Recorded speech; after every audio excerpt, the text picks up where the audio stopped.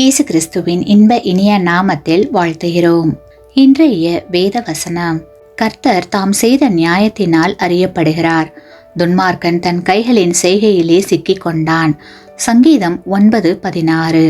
Today's Bible verse: The Lord is known by the judgment he executes. The wicked is snared in the work of his own hands. Psalms 9:16. ஒரு திருடன் ஒரு வீட்டில் திருடினான். திருடிய பொருட்களை எடுத்துக்கொண்டு வெளியே வந்தபோது அவனை பார்த்து சிலர் அவனை துரத்த ஆரம்பித்தார்கள்.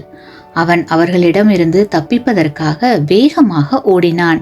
அப்படி ஓடும்போது அவன் எதிரே உயரமான ஒரு மதில் இருந்தது. அந்த மதிலை பார்த்தவுடன் அருகில் இருந்த ஒரு மரத்தின் மேல் வேகமாக ஏறி பாய்ந்து அந்த உயரமான மதில் மேல் குதித்தான். அங்கிருந்து மதிலுக்கு அப்பால் உள்ள வளாகத்திற்குள் குதித்து விட்டான். அவன் குதித்த இடம் அந்த நகரத்தின் சிறைச்சாலை.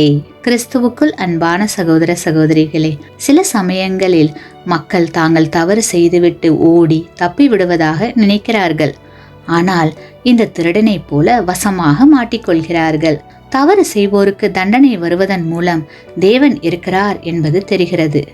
உங்களுக்கு விரோதமாக தவறு செய்தவர்கள் திட்டமிட்டு செய்தால் அதற்கான தண்டனையை நிச்சயம் அனுபவிப்பார்கள். அதே சமயத்தில் அவர்கள் திருந்தினால் தேவன் அவர்களை மன்னிப்பார். நாம் எதை விதைக்கிறோமோ அதை அறுக்கிறோம். மனித வாழ்விலும் அப்படித்தான். கருணை, பரிதாபம், அன்பு ஆகிய விதைகளை நாம் விதைக்க வேண்டும். ஆமேன்.